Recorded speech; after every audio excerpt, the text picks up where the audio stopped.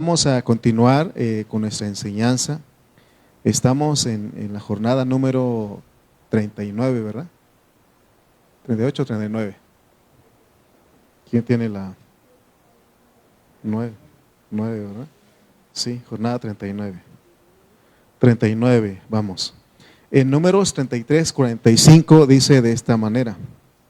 Números 33, versículo 45 es la parte, vamos en la segunda parte de esta enseñanza. El domingo entregamos una primera parte y vamos a ir a Números 33, 45 que dice: salieron de Ije Abarim y acamparon en Dibón Gad. Es verdad que en algún momento sí nos acordamos de algunas cosas, ¿no? Pero es fácil retener todo. Pero lo importante es de que lo que nos queda en nuestro corazón hay que tomarlo, echarlo mano cuando lo necesitemos. ¿Se acuerdan que les decía que nuestros hermanos de Oaxaca llegamos a estudiar con ellos en Mara? Y Mara significa amargura, ¿no? Entonces ya les dije cuáles son las características de una persona que está en grande amargura. Y eso quería, ¿se acuerdan de Noemí que quería que la llamaran Mara? Pero gracias a Dios que en medio de todo eso Dios trajo, le endulzó su experiencia, su vida, ¿no? Entonces, por eso creamos en Dios, confiamos en Él, porque sin duda Él está con nosotros. Pero se acuerdan que a estas alturas en Ije Abarim siempre llegamos en un momento de vacilar, de vacilación. Vacilamos, dudamos, ¿no? Estamos inseguros, y es parte de la vida del cristiano. El único que no duda es nuestro Señor Jesucristo. Pero esa es la meta, pues, llegar ahí, que diga que esa fe, que esa confianza sea totalmente de nosotros. Pero eso se va gradualmente. Vamos nosotros cada día, creemos más en Dios cuando vemos sus respuestas, ¿no? En las oraciones que hacemos, cómo Dios responde. Ha respondido a muchas oraciones de nosotros. Entonces, cada día, pero confiamos más en Él y creemos más en Él. Ahora llegamos aquí a Dibón Gad. No es solamente Dibón, sino que es Gad. Son dos nombres que se le da a esta jornada. ¿Amén? ¿Se recuerdan qué significa Dibón? Lo dijimos el domingo. Desfallecimiento. Y Gad significa fortino. No, fortuna. ¿Qué significa Gad? Fortuna. ¿Ok? Fortuna. Es importante porque aunque nada más los nombres, los significados de las jornadas hay que acordarnos, y cuando estamos en una situación, porque por un momento desfallecemos, pero cuando confiamos en Dios, estamos en esa fortuna, en esa, ¿cuál otra palabra les dije de la fortuna? Suerte, ¿no? Dije, o sea, somos afortunados cuando confiamos en Él. Entonces vamos a ir desarrollando, vamos a ir a Números 32, versículo 34. Miren lo que dice. Iba a hablar de quiénes fueron los que fundaron el pueblo de Gad. Dice Números 32, 34. Y los hijos de Gad edificaron Dibón, Atarot, Aroer, no sé. Bueno, entonces aquí vemos una serie de ciudades. Cuando ellos entraron, ese lugar se llamaba Dibón. Y después de que lo poseyeron, destruyeron la influencia que había y edificaron una nueva ciudad, ¿no? Y después, y por eso le pusieron el nombre de Gad. ¿Y quiénes eran los que edificaron esa ciudad? Pues los hijos de Gad. Vamos a poner un mapa que me lo mandé a Emily, donde está la de Jordania. No sé, a ver si lo encuentras. Segundo. Okay. Para que ustedes vean ¿Dónde está este lugar? Si encuentras la primera que hemos estado usando con las flechas rojas, ponme esa primera primero y después pones el otro, por favor. Ok. Entonces aquí estamos en Dibón Gad, aquí. Y se recuerdan que decíamos que ya están ellos en la frontera de entrar a la tierra prometida. Pero hoy día, ¿qué es este lugar?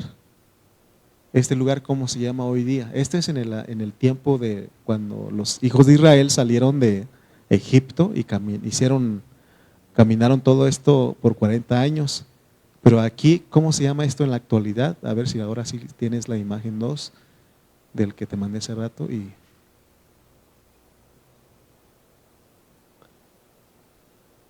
otro. Ese lo voy a poner más al ratito, porque vamos a usar esta imagen.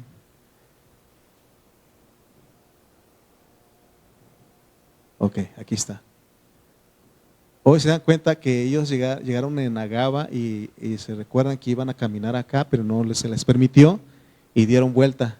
Donde está Israel, donde dice Israel, se dieron vuelta y empezaron a caminar, y ellos más o menos están más o menos por esta parte.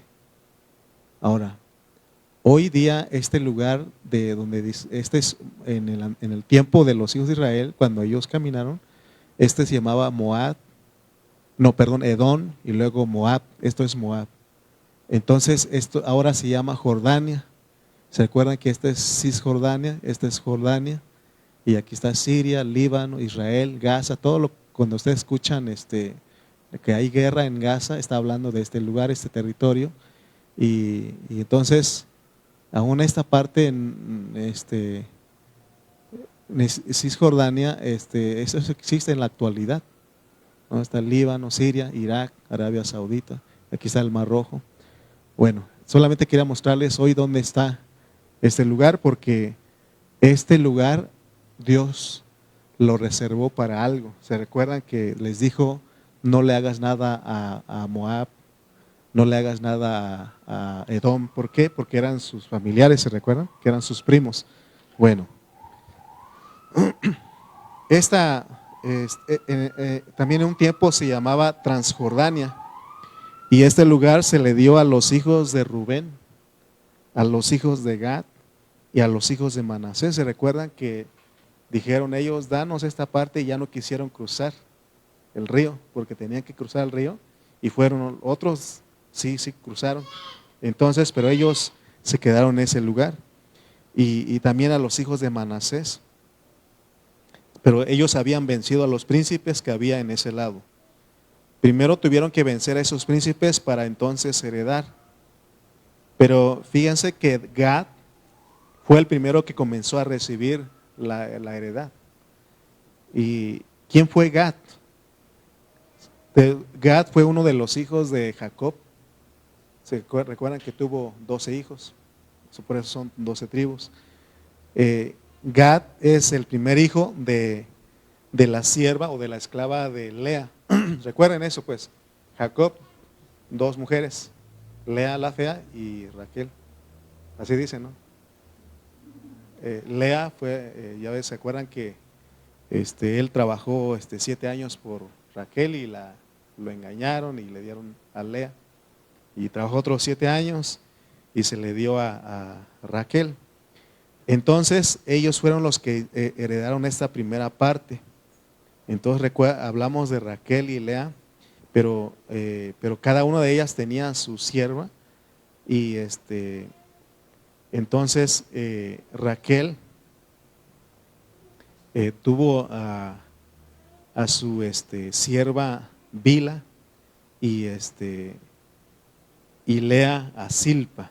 Entonces los hijos de Lea son 6, los hijos de Raquel son 2, los hijos de Bila son 2, y los hijos de Silpa 2. Y tuvieron una hija, ¿no? Una mujer, que es la hija de Lea, que se llamaba Dina. ¿Okay? Entonces Gad es el primer hijo de Silpa, sierva de Lea, y por eso cuando ellos se les dio esa heredad, le pusieron Gad, Pero cuando ellos llegaron, ¿cómo se llamaba el lugar? Dibón. Acuérdense pues, Dibón Gad. ¿Cómo se llama nuestra jornada? Dibón Gad. ¿Cómo se llamaba antes de que ellos llegaran? Dibón. Pero cuando ellos llegaron y vencieron a los que estaban ahí, los sacaron, entonces le pusieron el nombre de Gad. Entonces ese lugar, como ustedes van a ver, es un lugar que está escogido por Dios para refugio. O sea, mírense a dónde vamos a llegar un momento. Este lugar es muy importante. Si se dan cuenta, ahorita siempre ha habido guerra en esta partecita. Siempre ha habido guerra.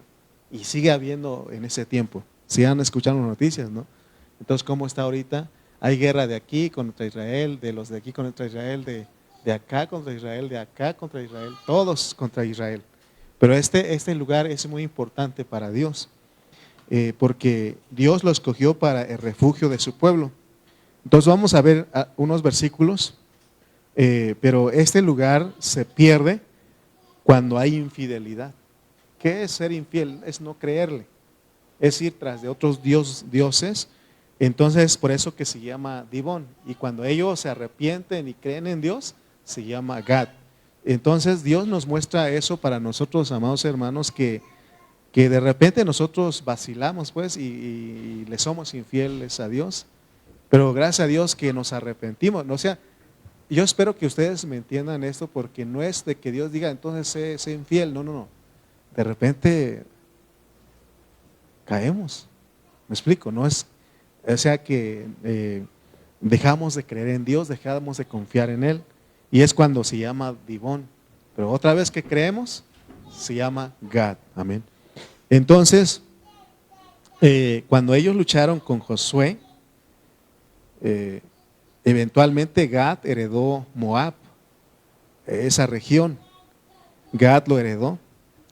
Después vino Otoniel, que fue yerno de Caleb, que tenía el mismo espíritu de Caleb, y dice que también dominaron todas aquellas tierras. Pero cuando murió Otoniel en el libro de Jueces, entonces empezaron los israelitas a desfallecer. Entonces Gad pasó a ser Dibón, y por eso encontramos aquí Dibón Gad. Pero también cuando ellos le fueron infieles, también se le dio el nombre de Eglón de Moab. Entonces, no queremos meternos tanto en esto, pero es importante saber por qué está escrito así, por qué se llama la jornada así. Los moabitas, ¿se recuerdan de quiénes eran los moabitas? Los primos de los israelitas. ¿Quién eran los de Moab? Eran los hijos de Lot. Sigan conmigo pues, porque si no, no vamos a poder saborear esto. Entonces, pero aquel rey de Moab llamado Eglón vino y se tomó esa región y colocó su capital en Dibón. Entonces Dibón llegó a ser la capital de Moab. Cuando eran de Gad, pero después llegó a ser Eglón por la infidelidad del pueblo. Vamos a leer Jueces 3:12 para que ustedes vean lo que estoy enseñando. Jueces 3:12. Entonces, con todo esto podemos ver, hermano, cómo es la vida del cristiano, ¿no? Entonces, decía el pastor Cayetano el otro día, si estás firme, si estás maduro, mira que no caigas, porque se puede caer. Y es una experiencia si uno no quisiera eso. Por eso es que en la vida de la iglesia de repente está usted muy animado y de repente, ¿qué pasó? Ya estoy desanimado. Pero gracias a Dios que nos levanta otra vez. No, pero eso es que necesitamos esas experiencias, porque de otra manera no vamos a entender a Dios. Mire lo que dice Jueces 3:12. Volvieron los hijos de Israel a hacer lo malo ante los ojos de Jehová, y Jehová fortaleció a Eglón, rey de Moab, contra Israel, por cuanto habían hecho lo malo ante los ojos de Jehová. ¿Se dan cuenta que podemos caer? Estamos expuestos a caer. O sea que no es una licencia, porque entonces voy a hacer lo que quiero, dice que puedo caer. No estoy diciendo eso. ¿Sí me están siguiendo? ¿Sí? No, o sea, se puede. No es que tú quieras, pero se puede. Por eso, el que esté firme, el que quiera que esté firme, mire que no caiga. Amén. Entonces, después viene la historia, Ellos claman al Señor, se arrepienten, y eso es lo que confunde a muchos cristianos. Entonces puedo pecar y arrepentirme y no, ten cuidado. Pero si, por eso dice, hijitos míos, si pecan, ¿cómo dice? Hubiera pecado, abogado tenemos para con el Padre, a Jesucristo. O sea, si hubieran pecado. No es que pequen porque no está diciendo eso. ¿Sí me están siguiendo? ¿Sí? Porque si no, pues el hermano dijo que podemos pecar y al fin que nos arrepentimos y ten cuidado porque todo acto trae consecuencias. ¿Se recuerdan cuál es el fruto de Moab? O sea, ¿de dónde vienen ellos? ¿Ustedes creen que su descendencia, sus generaciones es una generación, ¿cómo se puede decir? Pura? ¿De dónde viene Moab? De un incesto, ¿se recuerdan? Entonces, por eso que, aunque Dios guardó ese lugar, pero trajo juicio porque ¿quiénes conquistaron y sacaron los de Moab? Gad. Tenían que sacar a los de ahí. Entonces ellos perdieron porque entonces todo acto trae una consecuencia. Por eso dice la Biblia que vivamos con temor y temblor, porque podemos caer, ¿no? Entonces, aquí vemos a los israelitas que se arrepienten, Dios levanta y entonces a un hombre que se llamaba Ahot y él mata a Eglón y libera otra vez a este lugar, Gad, en mano de Eglón, ¿no? Entonces viene a hacer otra vez de los israelitas, pero después otra vez ellos volvieron a hacer lo malo. Ustedes van a estar ahí y otra vez. ¿Han leído de los reyes? Ese rey hizo lo bueno, quitó todos los ídolos, pero viene otro rey, caen otra vez y ahí van. Y trae juicio y miren, hermano, cómo es la vida de nosotros, ¿no? Por eso Dios es tan paciente, pues. Pero recuerden que algunos fueron cortados por causa de no entregarse a Dios, por no creerle a Él, de no vivir una vida pura para Él, ¿no? Entonces, cuando ellos vuelven a hacer lo malo, se apartan, vuelven a perder esa posición de fortuna, de bendición, de respaldo, y comienzan a desfallecer. Eso significa Dibón. Y luego en el tiempo de David, miren lo que Dios hizo. Vamos a leer 2 de Samuel 8:2. 2 de Samuel capítulo 8, versículo 2. Miren lo que hizo David.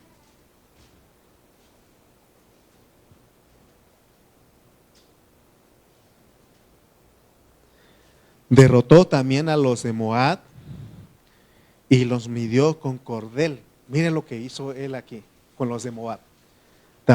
Derrotó también a los de Moab y los midió con cordel, haciéndolos tender por tierra, y midió 2 cordeles para hacerlos morir, y un cordel entero para hacerlos morir, y un ¿cómo se llama? Déjenme. Es que me está entrando una llamada, pero no puedo contestar. Entonces miren lo que dice este versículo. Derrotó también a los de Moab y los midió con cordel, haciéndolos tender por tierra, y midió 2 cordeles para hacerlos morir, y un cordel entero para preservarles la vida. Y fueron los moabitas siervos de David y pagaron tributo.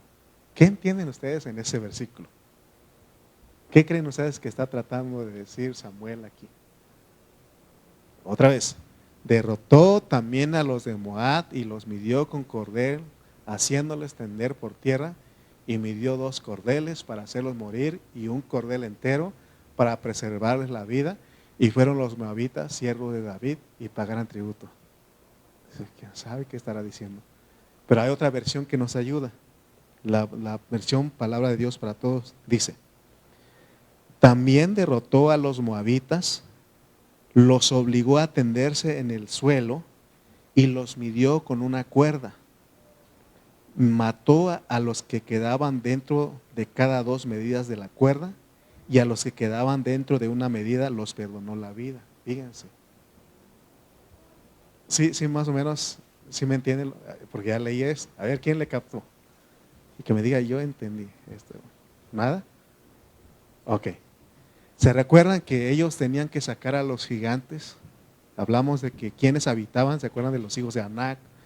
Gigantes había, ellos tenían que quitar también a Og, ¿se acuerdan de ese rey que medía cómo estaba su cama, ¿no? Bien grande, ¿no? Más de 2 metros creo, ¿no? 3 metros, no me acuerdo.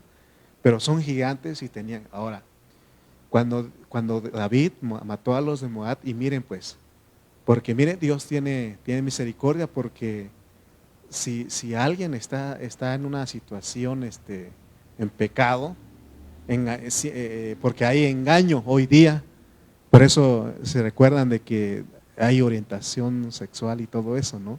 ¿Y quiénes están detrás de eso? Los gigantes, los ángeles caídos. Ok, entonces, fíjense, ¿cómo podemos enseñar?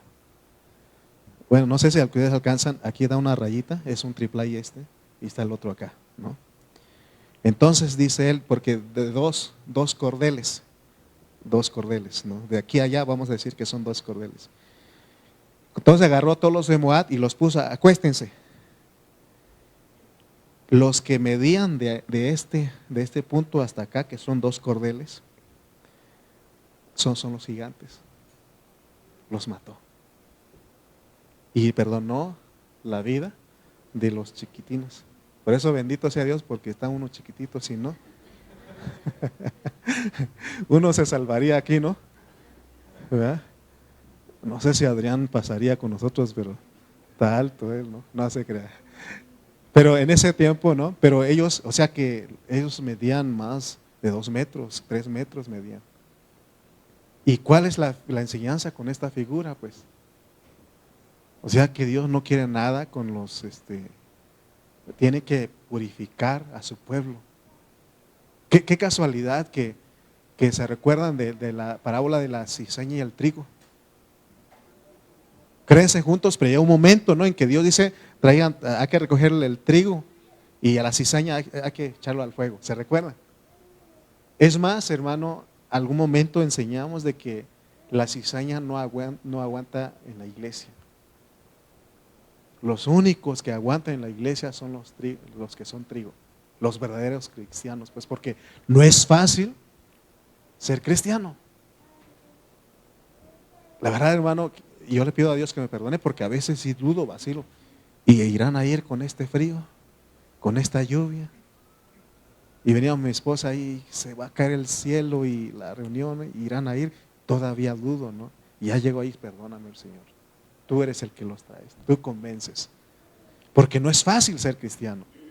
El que es cizaña dice, ¿para qué voy a ir? ¿Para qué? Mejor me quedo a mi casa.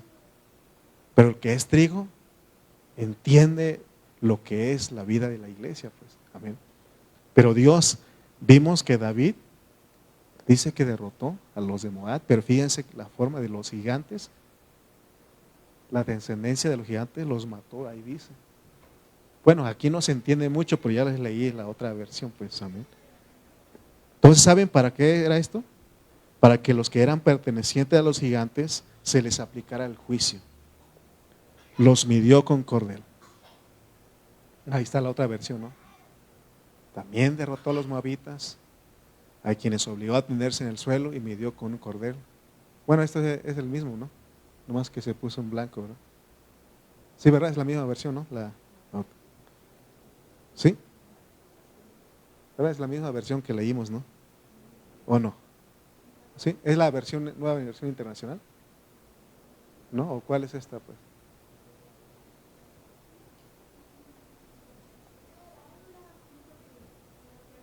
Ok. Gracias, Emilio. Entonces, sí. Otra vez quita ok.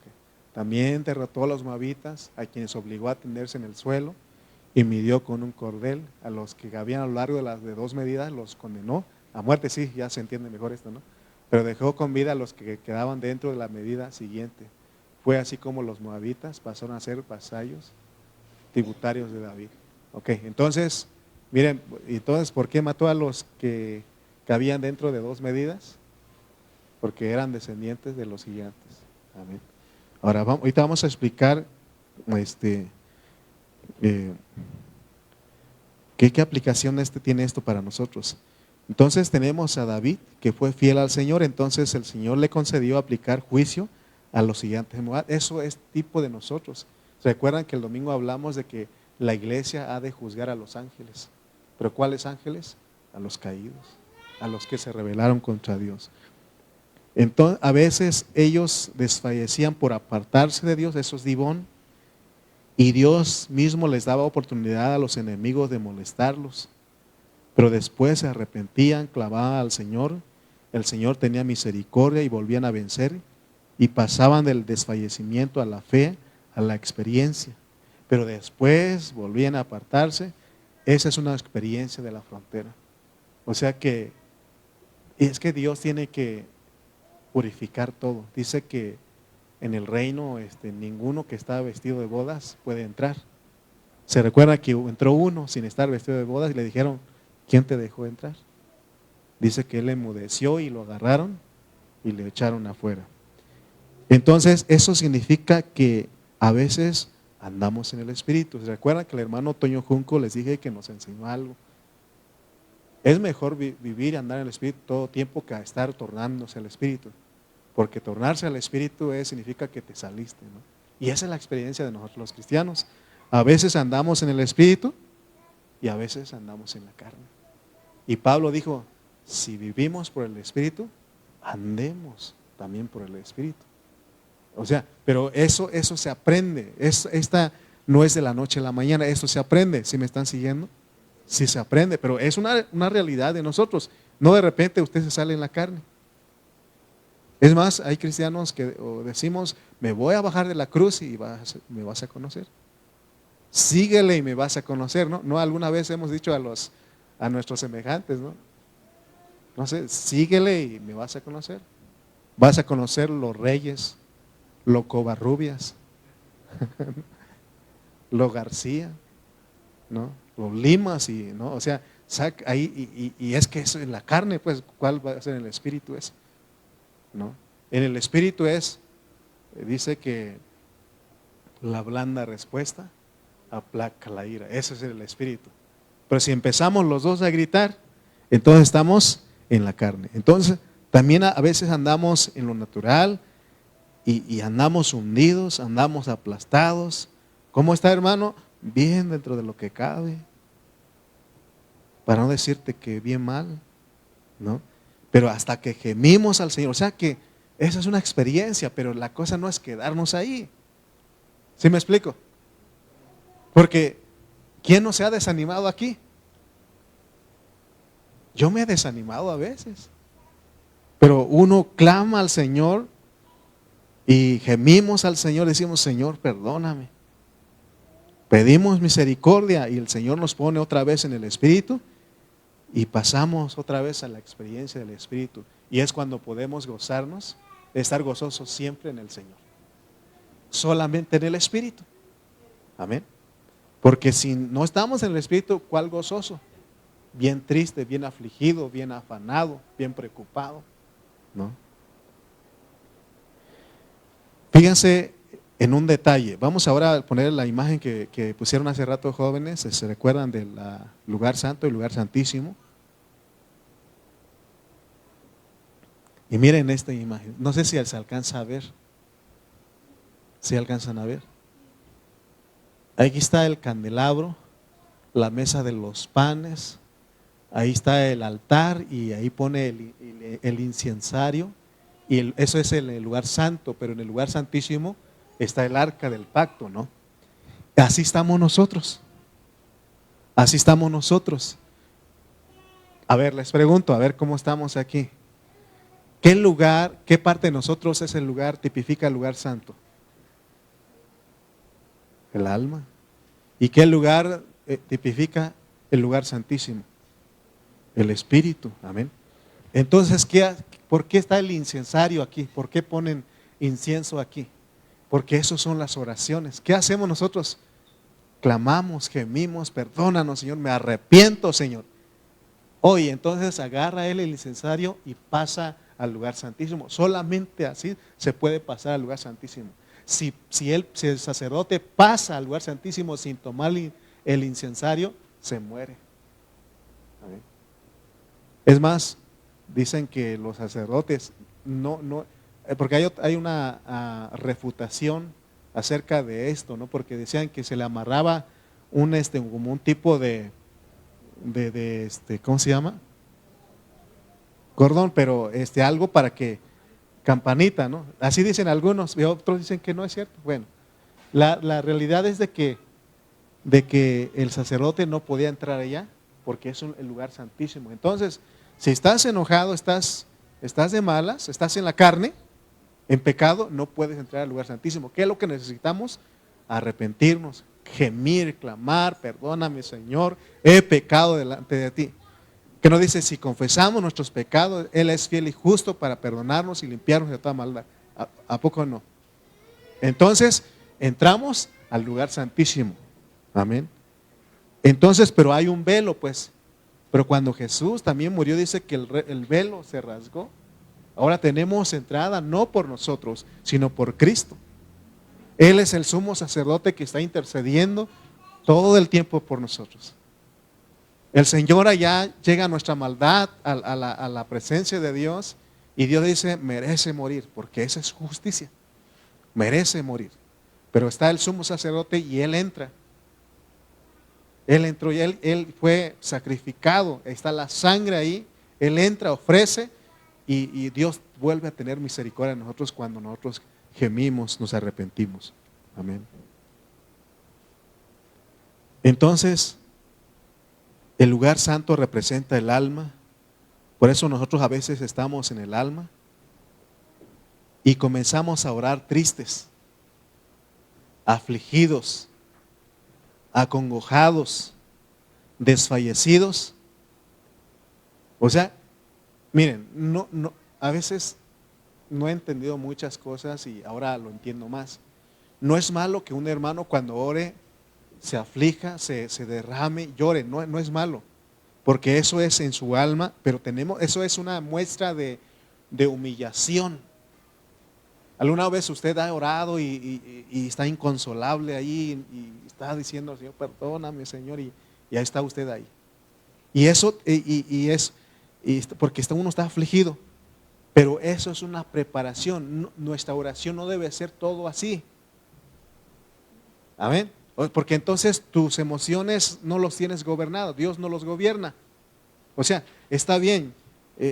Oras y empiezas a llorar, a lamentarte, a humillarte, y está bien, estás empezando el alma, pero el punto es pasar al lugar santísimo. Pero es esa oración de humillación, de quebranto, y hasta lloras, derramas lágrimas delante de Dios. Ese es el incensario, es la oración en el lugar santo, pero esa oración nos ayuda a entrar en el Espíritu. Y entramos con el incensario en el lugar santísimo y empezamos a incensar el arca de Dios en el lugar santísimo. O sea que a través de la oración, de la invocación, de la dependencia, salimos de nuestro yo. O sea, cuando alguien se humilla, está llorando, está lamentando, se está derramando lágrimas, está saliendo de su yo, se está quebrantando su ser, sale de su yo, del ego, de lo natural, y pasamos a lo espiritual. Amén. Entonces cuando recibimos nosotros el regocijo, cuando podemos gozarnos. Por ejemplo, si usted está orando y solamente se queda en puro lamento, en lloro y quebranto, pero no recibe esa paz, ese consuelo, se quedó ahí en el alma. Tenemos que pasar del alma al espíritu. ¿No me explico? Entonces, hermano, es lo que Dios nos está enseñando aquí, porque ellos están llegando ahí. Por todo el tiempo Dios trató con su carne, está tratando con su alma, pero aquí en la frontera de Gibón y Gat, ellos tienen que ser tratados de su alma, salir de lo natural para entrar al espíritu. Esa es la vida del cristiano. Por eso dice Pablo, si vivimos por el espíritu, andemos también por el espíritu. Amén. ¿Me explico? Esa es ya casi cuando Dios termina nuestra salvación. Y un día nosotros vamos a experimentar esa realidad. Usted y yo quizás ahorita no de repente le fallamos a Dios, pero la cosa es de que nosotros seamos gente que vivamos en el Espíritu todo el tiempo. Amén. ¿Cómo está, hermano? ¿Qué debemos decir? Estoy en el Espíritu, ¿no? Estoy gozoso, ¿se acuerdan, no? Gozoso. Y también, o sea, y tenemos que ser, hermano, aquí pasa, pero estoy gozoso, estoy confiado. Amén, estoy tranquilo. O sea, puedes decir la realidad, porque si estás pasando por algo, tienes que decirlo. No puedes decir que estás muy bien y bien mal por dentro. Amén. Necesitamos también ser realistas, ser sinceros, ser honestos. Amén. Entonces, hermano, y entonces por eso es que llegamos nosotros en Gibón, ¿no? De una forma de decir de Gibón, desfallecidos, afligidos, preocupados, ¿no? Pero cuando clamamos al Señor, pasamos a Gad. Y Gad es, somos afortunados, somos bienaventurados. Y es lo que quiere decir Gad. Pasamos del desfallecimiento a la bienaventuranza. Alguien hace tiempo enseñó que cuando dice bienaventurado es ser felices 3 veces, ¿se acuerdan? Es ser feliz, 3 veces felices, dice. 3 veces felices. Entonces pasamos del desfallecimiento a la bienaventuranza, cuando por oración, por dependencia, por humillación, por buscar al Señor, salimos de nosotros mismos. Porque cuando alguien ora, ya no confía en sí mismo, ya no depende de sí mismo, ya no depende de lo que puede hacer, confía totalmente en Dios. ¿Por qué es importante orar? ¿Me explico? Es importante orar. Orar es cuando decimos, Señor, ya no puedo. Yo no puedo, Señor. Solo tú puedes hacer algo. Solo tú, Señor. En cualquier situación. Dios, porque Él es el único que puede hacerlo. Amén. Pero eso, hermano, necesitamos salir de nosotros mismos y pasar al lugar santísimo, que es nuestro espíritu. Del alma al lugar santísimo. Seguimos el alma de nuestra experiencia natural y estamos en desfallecimiento. Nos arrepentimos, invocamos, ¿verdad? Y preparamos el incensario. El incienso son las oraciones. Y entonces podemos cruzar la frontera y empezar a disfrutar, porque ellos van a entrar a la tierra prometida, una tierra donde fluye leche y miel, donde hay uvas, donde hay granadas, donde hay higos, ¿se acuerdan? Miren, por eso enseñamos en el mapa que usamos, Emily, ¿se recuerda? Que empezamos a ver lo verde, ¿no? Lo verde, lo que hay ahí. Lo demás es amarillo, todo seco, es desierto. Pero ellos están a punto de entrar al disfrute, al verdadero disfrute. Amén, hermanos. Entonces es lo que Dios quiere enseñarnos aquí. Empezamos a disfrutar del gozo, ahí está aire. Lo verde, se dan cuenta, en Canaán, lo verde es una tierra que fluye leche y miel, donde es una tierra buena en gran manera, decían los espías, ¿se recuerdan? Entonces aquí ellos están a punto de entrar a la frontera a disfrutar del gozo, de la alegría, de la fe. Hermano, eso es lo que Dios quiere que experimentemos nosotros. Y eso es en el Espíritu. Que, hermano, miren, ¿se recuerdan de los discípulos en Hechos que fueron azotados por causa de predicar el nombre del Señor Jesucristo? ¿Se recuerdan? Dice ahí que las autoridades religiosas de ese tiempo, después de haberlos azotado, los soltaron. ¿Saben qué hacían los discípulos? Iban llorando de que les golpearon, los azotaron. Dice que ellos iban gozosos, ¿no? Porque ellos habían sido tenidos por dignos de padecer afrenta en el nombre del Señor. Esa es una vida en el Espíritu. Nada te quita el gozo, nada te quita la paz. Mientras estamos en el alma, nos dicen que nada te robe la paz, ¿no? Que nada te robe la paz. Sí, porque estamos en el alma y por poquito nos roban la paz. Si usted, mire, cosas tan, hermano, a veces nos roba la paz. Por ejemplo, a mí a veces me hablan, mire, el WhatsApp es traicionario si no tienes cuidado. Me escriben a mí y lo borran. Y uno dice, ¿y ahora qué hice? ¿Qué me habrá querido decir? Y ahí está uno maquinando ahí. Y si dice que hice algo malo. Y ahí está uno no pensando, maquinando. En vez de decir, no, estar en el Espíritu, yo creo que se equivocó.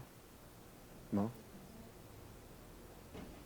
¿no? O sea, cambiar nuestra forma de pensar es en el espíritu, pero nosotros pensándolo, pero creo que me iba a reclamar de algo. Creo que algo le hice. Ha de estar enojado conmigo, ¿no? Uno se imagina cosas malas, ¿no? Y en realidad el hermano se equivocó. Bueno, entonces vamos a ver las profecías para ir terminando. En 2 Samuel capítulo 8 versículo 2 dice que David derrotó a los de Moab y les midió cordel. ¿Se acuerdan de lo que hablamos ahí? Y los que medían más de 2 medidas eran los gigantes. O sea, ahí volvieron otra vez a vencer. Entonces, vamos a leer Jeremías 48:12. Jeremías 48:12. Porque este lugar de Jordania, que es Moab, que es Edom, es un lugar de refugio. Pero miren lo que dice Jeremías 48:18. Y ahí tiene las profecías acerca de Moab. Desde el versículo 1 comienzan las profecías de Dios por el profeta Jeremías acerca de Moab, pero no vamos a leer todas las profecías. Leamos el versículo 18 que dice: desciende de la gloria, siéntate en tierra seca, moradora hijo de Dibón, porque el destruidor de Moab subió contra ti, destruyó tus fortalezas. Y dice en los versículos 21 y 22, vino juicio sobre la tierra de la llanura, sobre Olón, sobre Jaasa, sobre Mefat, versículo 22, sobre Dibón, sobre Nebo, sobre Bet Diblatain. Entonces son justamente estas localidades de estas jornadas que tenemos por delante, que nos faltan, ¿no? por estudiar. Entonces Dios le aplica juicio a Moab. Moab era el que estaba asentado en Dibón, pero Dios le pone destruidor, le dice, desciende de la gloria. Y es justamente lo que dice Apocalipsis 12, en versículos 9 al 11. Dice que cuando los santos vencieron al acusador, fue lanzado el gran dragón, la serpiente antigua, fue echado fuera. ¿Pero dónde estaba? En el cielo. Él se presentaba delante de Dios para acusarnos y nos mantenía bajo acusación. Es lo que hace el enemigo, el diablo. Y mientras estamos bajo acusación, estamos en Dibón. Hermano, es tremendo eso, porque ¿se ha sentido que a veces te sientes indigno de algo que hiciste? Nos sentimos indignos, acusados, decimos, yo creo que ya no hay perdón para mí. ¿Y quién es el que te sugiere? ¿Quién es el que hace que tú pienses eso? El enemigo.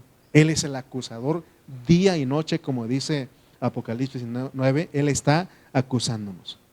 Y entonces, ¿cómo venimos a estar? Desfallecidos. Porque el otro está sentado sobre nosotros acusándonos. Pero cuando nos arrepentimos y andamos en el Espíritu, vencemos al acusador. Entonces Él tiene que descender de los lugares celestiales. Él tiene que caer. Hermano, por eso es que, ¿qué se le dice al de Moab? Desciende de la gloria. Está hablando del diablo. Él está ahí. Se recuerdan que Job dice que sube, anda rodeando. Apocalipsis dice que nos acusa de día y de noche. Entonces, esto de desciende de la gloria no lo está diciendo a Israel, sino al príncipe de Moab.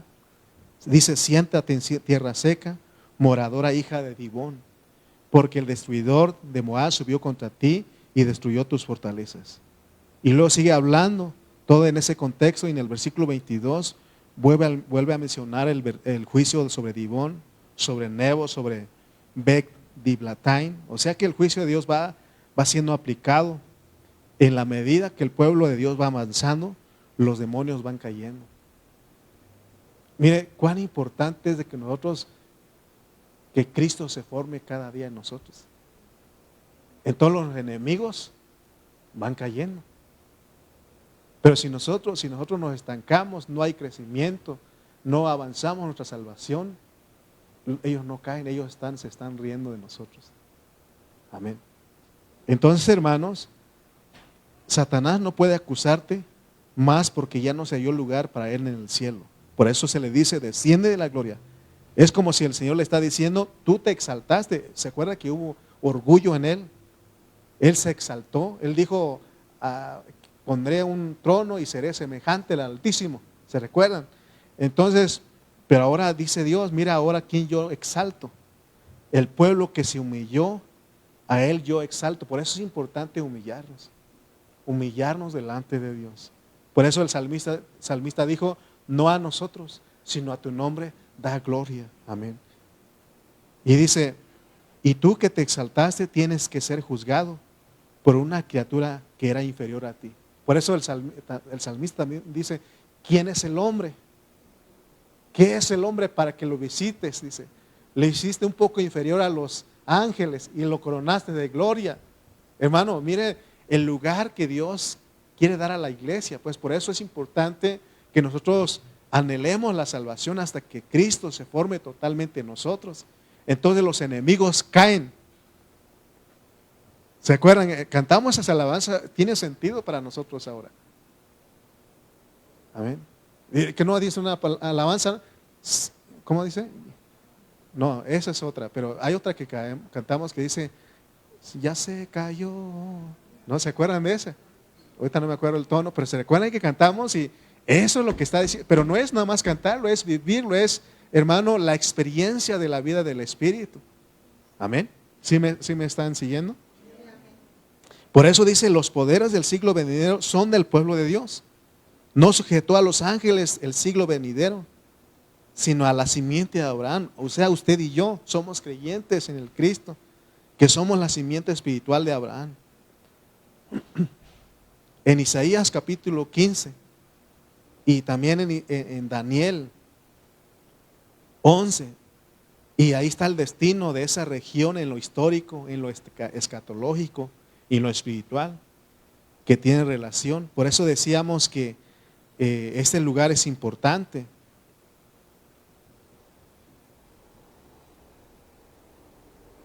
¿Se recuerdan en el año 70 cuando Tito destruyó Jerusalén? ¿Saben ustedes a dónde huyeron los cristianos? A Jordania. Eso es Moab, por eso es un lugar de refugio también. Por eso les puse el mapa. Emily, lo puedes poner otra vez. Y ahí está, y se van a dar cuenta, y eso es lo que pasó con ellos. Cuando fue destruido, cuando ven que Jerusalén está rodeado, huyan. ¿Se acuerdan? Huyan, dice. Huyan, y está hablando de que ese lugar va a ser un lugar de refugio. Y ellos van a correr porque están aquí está Israel y aquí está Jerusalén. Y cuando el lugar cuando Tito vino y destruyó, ellos ¿a dónde fueron? Huyeron, los cristianos huyeron a Jordania, a Dios. Y se recuerdan que ahí en Apocalipsis, cuando habla de la mujer y del dragón, cuando la mujer dio a luz su hijo, el hijo varón, que no dice que fue arrebatado, pero el dragón empezó a hacer guerra a la mujer. Y dice que la mujer fue llevado al desierto. ¿Se acuerdan del desierto de Moab y todo eso? De Edom, todo eso. Ahí para que fuera sustentada. Dice que también el dragón, ¿no? Quería destruirlo por medio de fuego, de agua. Y dice que la tierra se abría y se tragaba el agua y todo eso. Es que está hablando, hermano, también ya pasó, pero está hablando de lo que ha de venir, a lo que debe pasar. No tarda mucho. Entonces, leamos este versículo para terminar. Daniel 11, 31. Daniel 11, 31. Dice, y se levantaron de su parte. Está hablando de aquel príncipe vil que venía hablando. Aquí está hablando del anticristo. Y se levantarán de su parte tropas que profanarán el santuario y la fortaleza, y que entrarán el continuo sacrificio y pondrán la abominación desoladora. Versículo 32. Con lisonjas seducirá a los violadores del pacto, mas el pueblo que conoce a su Dios se esforzará y actuará. Versículo 33. Vamos a leer hasta el 35. Y dice, y los sabios del pueblo instruirán a muchos, y por algunos días caerán a espada y a fuego, en cautividad y despojo. 34. Y en su caída serán ayudados de pequeño socorro. Y muchos se juntarán. Y muchos se juntarán a ellos con lisonjas. Versículo 35. También algunos de los sabios caerán para ser depurados y limpiados y emblanquecidos hasta el tiempo determinado, porque aún para esto hay plazo. Fíjense, no voy a explicar todo esto porque ya se nos fue el tiempo, pero cuando nosotros vamos a Apocalipsis, está hablando esto del anticristo. Esto se va repitiendo porque ya pasó con un rey que se llamaba Antíoco Epífanes. Ustedes investiguen y se van a dar cuenta que él fue el primero que profanó el templo. ¿Qué es lo que sacrifican los israelitas en el altar? No una oveja. ¿Qué sacrificó? En lugar de oveja, ¿qué agarró Antíoco Epífanes? Agarró un cerdo, que es un animal impuro para los judíos. ¿No? Él profanó. Y es lo que viene porque cuando nosotros leamos, leamos pues Apocalipsis 13:36, porque no los quiero dejar así, y ya terminamos. Apocalipsis 13:36, o no, ¿verdad? No tiene 36 ese, ¿verdad? Bueno, sigue siendo, perdón, estábamos en Daniel, ¿verdad? 11:36, entonces es Daniel 11:36.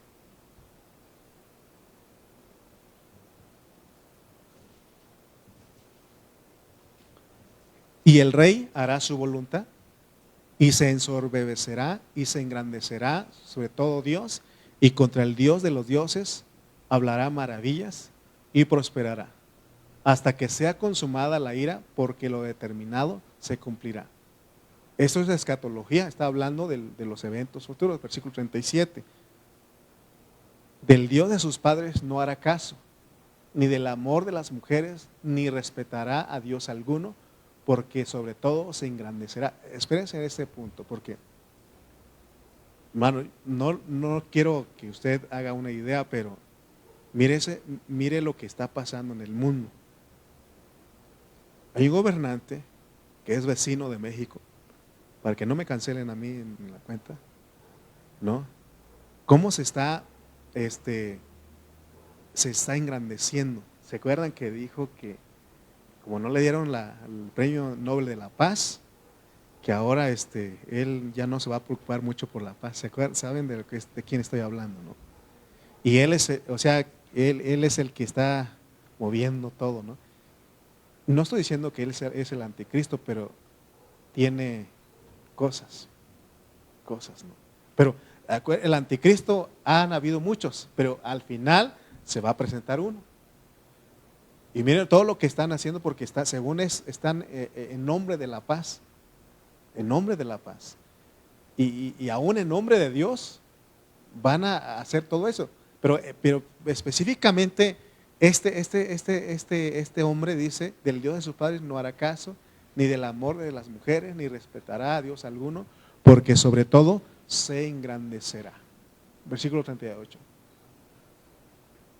Mas honrará en su lugar al Dios de las fortalezas. ¿Quién es el Dios de las fortalezas? El diablo. Por eso cantamos: destruiremos fortalezas. Y dice: Dios que sus padres no conocieron. Está hablando características del anticristo. Lo honrará con oro y plata, con piedras preciosas y con cosas de gran precio. Versículo 39. Con un Dios ajeno se hará de las fortalezas más inexpugnables, y colmará de honores a los que le reconozcan, y por precio repartirá la tierra. 40. Pero al cabo del tiempo el rey del sur contenderá con él, y el rey del norte se levantará contra él como una tempestad, con carros y gente de a caballo, y muchas naves entrará por las tierras e inundará y pasará. Está hablando de ese hombre. Y entonces cuando habla del rey del norte está hablando de Rusia, Gog y Magog. Y habla del rey del sur, está hablando de los musulmanes, de Egipto, todo eso. O sea, ¿por qué estamos tocando todo esto? Porque cuando se pase esto, ¿dónde va a ir la gente, los cristianos que están ahí? A Moab. A Moab, es un lugar de refugio. Porque aún Moab, y en ese tiempo estoy seguro que va a haber arrepentimiento. La gente va a adorar a Dios. Y aún si hay iglesia ahí, hermano, Dios tiene lugar. Por eso no tengamos miedo. Y si nosotros, algunos de nosotros, hemos de ser mártires, Dios nos va a preparar. O sea que el hecho de que pases a la gran tribulación no significa que seas cualquier cristiano. Yo estoy convencido que el que pasa la gran tribulación es un hermano vencedor, un hermano dispuesto a morir. Sí, así es la convicción que yo tengo, ¿no? Porque dicen es que la gran tribulación pasa a los que no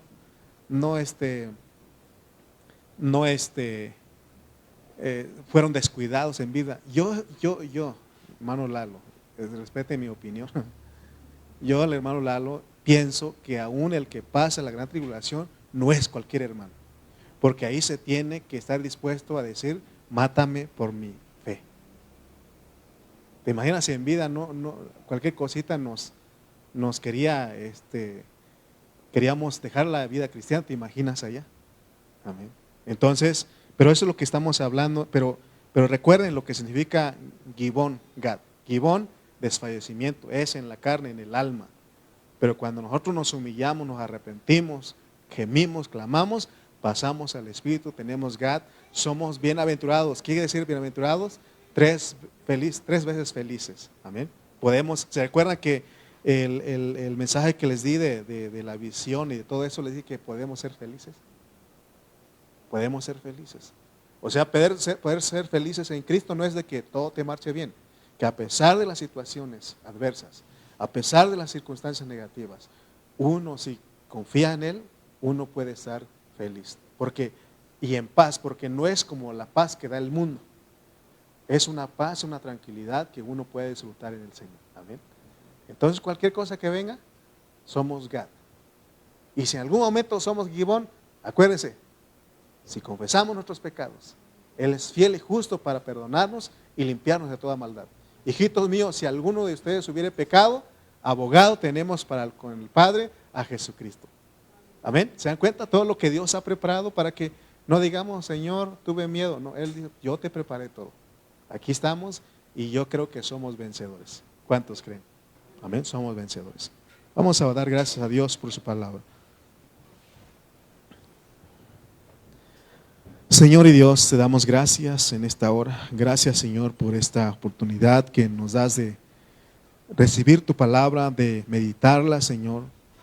Gracias, Señor, porque a veces vacilamos, somos Gibón. Señor, desfallecemos. Pero gracias, Señor, que ahí en medio de ese desfallecimiento, Señor, tú vienes y nos levantas. Señor, tú vienes, Señor, y nos pones en Gad, porque somos bienaventurados ahí. Somos felices, podemos ser felices en ti. ¿Con qué razón tú iniciaste, Señor, aquí hablándonos de que tenemos que ser gozosos siempre en ti? Oh, Señor, aún dices que oremos sin cesar y que demos gracias en todo.